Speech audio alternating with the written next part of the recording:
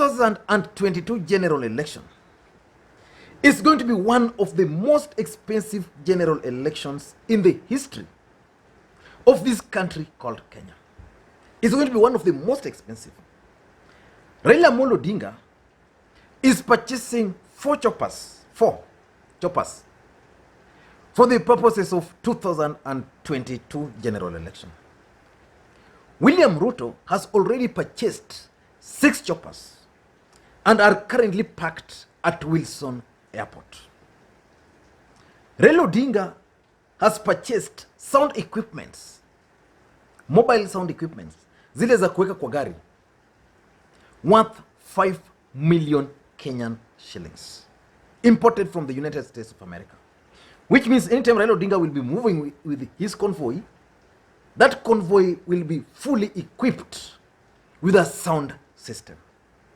So it's going to be one of the most expensive general elections in this country.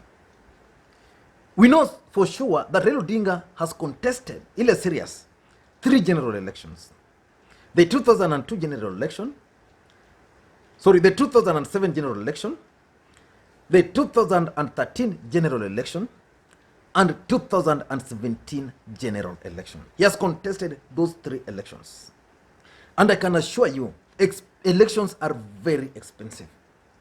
And the last election, Raila Odinga didn't have money. He didn't have enough money. Jubilee government effectively crippled Raila Odinga financially. And the money which he expected to receive from friends outside the country were not allowed into this country. So Raila Odinga's last campaign, actually, he struggled. The chopper he was using was actually donated by Jimmy Wanjigi and maybe other well-wishers. At a personal level, the campaign, Raila Odinga's campaign, was struggling. The fact that Raila Odinga is now willing to purchase 4 choppers for that election means Raila Odinga is going to go for this thing with the seriousness it deserves. I want to ask you guys a very simple question. How many politicians in this country, or how many presidential candidates in this country, do you think can sustain a presidential election campaign successfully? How many of them? Raila Odinga has sustained 3 of them and is surviving. Personally, I know friends, some who contested for MCS, some contested for members of parliament. Some won, some lost. Those who lost and they had money, today are beggars in the streets here. So sustaining an election is very expensive. How many Kenyans do you think, or politicians, or the presidential candidates, can sustain a presidential campaign? William Ruto can, because he has proved he can actually sustain a general election, because what he's been doing is basically campaigning. Musalia Mudavadi, I think, can sustain a presidential election. But whether he can survive after that election, assuming he loses, I'm not sure.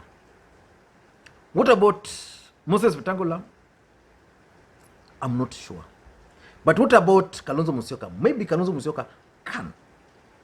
And for any person to succeed in sustaining a presidential candidate, as presidential campaign, he must have proper sources of finance. And these sources of finance can come from self. If you are very rich, you are a businessman like William Ruto, or maybe Raila Odinga, then you can fund your own campaign. And it's always very difficult. You can have friends. Like Raila Odinga has friends. In the last election, someone like Jimmy Wanjigi came on board, SK Masharia. This time around, those 2 are there. I know Peter Munga might join in. Several billionaires from that region, billionaires like from Nyanza here, will join that campaign. Some from the coast might join in. So friends can also chip in. Then the international networks. And in this country, I think Kalonzo and Raila Odinga probably have a wider international networks than the rest. Raila Odinga can go to Dangote. He can go to the Ghanaian president. He can go to Nigeria. He has so many friends out there who can fund his campaigns. Kalonzo, I think, can also do that. Then the other source of finance is normally the cartels. You know, there are people who fund the presidential candidates. They can decide to even fund all of them, so that their bet iko kila mahali. In case they win this side, they are fine.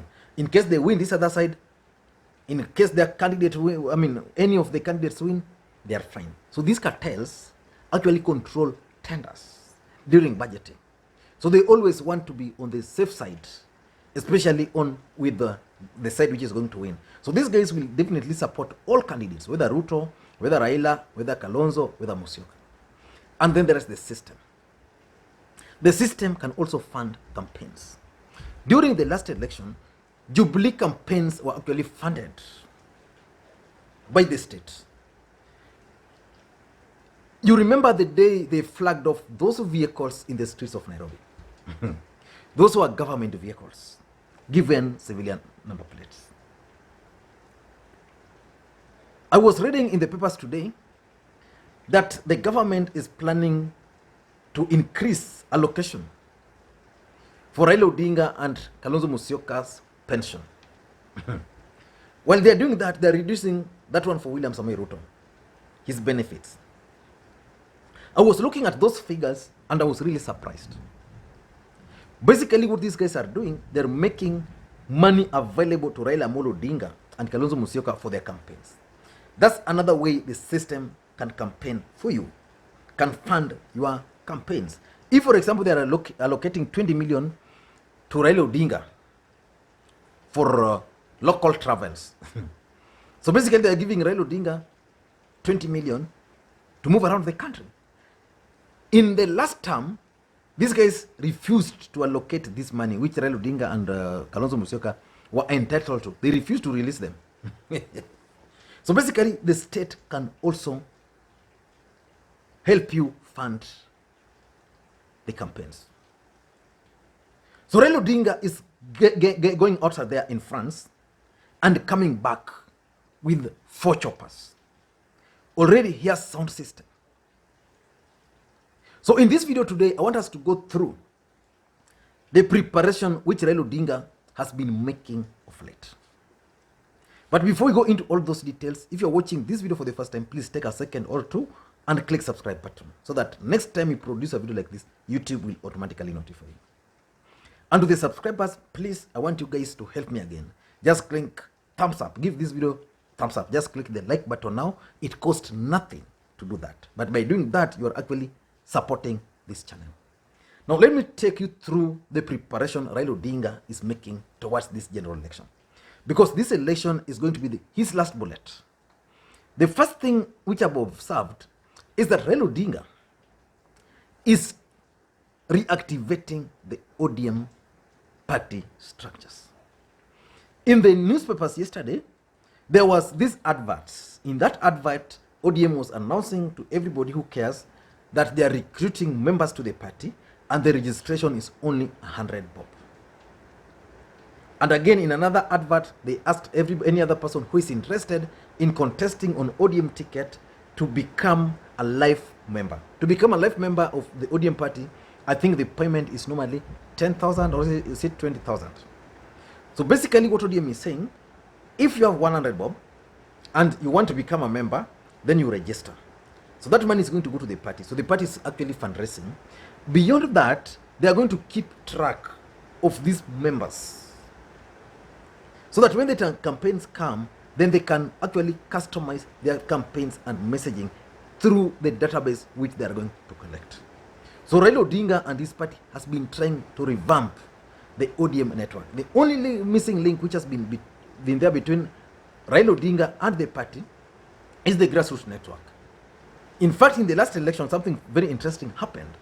ODM did not manage Raila Odinga's campaign. That campaign was managed from another secretariat. So that at the end of the day, even the agents which were purportedly being recruited were not members of the ODM party. Some of them were state agents. Why?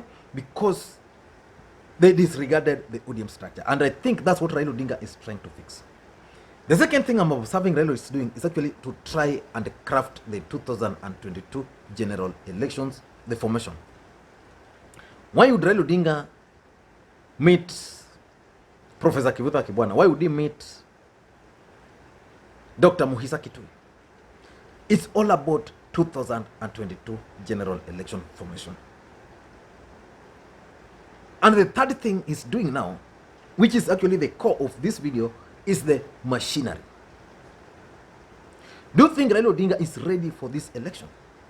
If you ask me, Raila Odinga is ready. And the machinery, which is laying on the ground, is actually going to shock Kenyans. Raila Odinga is likely to do what he has never done before, because this is the last chance, the last and the only chance. In fact, it can only be compared to 2007 general election, when Raila Odinga put everything for that particular election. So Raila Odinga is purchasing 4 choppers. The sound system for his vehicle is already there. I'm sure he's going to import several custom-made vehicles. Remember, Raila Odinga underwent some operation sometimes last year in Dubai because he has some back pain problems. So one of the choppers which is being brought on board is basically to make it very comfortable for him whenever he sits on a chopper. At some point, for those who remember, Raila Odinga used to use a specific chopper. After the operation, he changed it to, I think, Eurocopters, which is a bit more comfortable. It has a bit larger legroom. So definitely the one he's importing is going to be custom made for him specifically in terms of the seats. But why is these choppers, the media equipments, the resource mobilizations is trying to do through the ODM party, the recruitment drives, why do you think they're important? They're important in 3 areas. Number 1 is logistics. I just wish some of you have had the opportunity to traverse Turkana.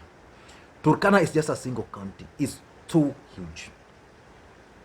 In fact, you can leave Kisumu to Nairobi, then you've not even covered Turkana. Those are the realities of life on a chopper. That's the reality. Because from Kisumu to Nairobi, it's like, I think, 45 minutes. Turkana is very far. Those ends from point A to point B, very, very far. So those logistics can only be achieved if you are prepared. You have your road choppers. A cost of hiring a chopper in this country is between 120,000 to 220,000 per hour. So assuming Raila Odinga wants to use a chopper for a day, normally they charge whenever it's up there. Do you think it's sustainable? It's not. And probably that's why they are going for these choppers, so that when they're not using them, they can lease them to someone. So when they're using it, like what Ruto is currently doing, if he's not using the choppers, these choppers are leased out to individuals, people who want to use them. Then again, they generate income. So basically, that's the first thing, logistics. How is Raila Odinga going to move from point A to point B? If there's emergency somewhere, will there be a chopper specifically for to attend to emergencies? The second thing is the media. One area Raila Odinga was doing very badly is media, especially after the last election. In the last election, Jubilee government tried everything possible to run a negative narrative against Raila Odinga. But something helped Raila Odinga. NASA TV, for those who remember. If Raila Odinga didn't invest in NASA TV, which was actually a project of Junior, Junior Raila Junior is basically a media guy, productions to be precise. So he's the guy who came up with the NASA TV. I'm trying to imagine a situation where Raila Odinga was campaigning without a proper media team, because all media houses gave him blackout. So the source of information became NASA TV. And now Raila Odinga realized in the last election, he would go to a place, people wants to listen to him, there's no microphone. Or if there's microphone or the sound system, it's weak. So Raila Odinga has decided that the first thing he's going to address is the issue of public address system. The other area is security. That's why he needs the money. That's why he needs the choppers. Security. How do you make sure that Raila Odinga as a presidential candidate is safe wherever he is? So it means you must get a chopper with the proper security measures. Apart from that, how do you protect Raila Odinga's votes? You need a team of security officers, the men in black, well motivated to do their job. So security will help even prevent the theft of votes. And Raila Odinga has normally a team which is called the Voter Protection Unit. They normally try so hard to protect the votes up to the polling station. But when it goes now to the tallying center, that's a different story. And the last thing is the agents of the party. In the last election, ODM campaigns were managed from a secretariat. I mean, Raila Odinga's campaign were managed from a secretariat. Raila Odinga was the presidential candidate. The sponsoring party was the ODM party. And then you are here, another entity running the show. So Raila Odinga ended up with agents who are not even ODM supporters. So once they were recruited, in most cases, then they withdrew. They didn't go even to the polling stations. They were bought. And that's why votes were easily stolen, especially in the Jubilee strongholds. So I think, and I'm certain that Raila Odinga is actually working to fix this. I don't know what you think. Let me hear your thoughts. Do you think the choppers Raila Odinga is trying to purchase is going to help him politically speaking? Let me hear your thoughts. Thank you guys, and please may you have a good day.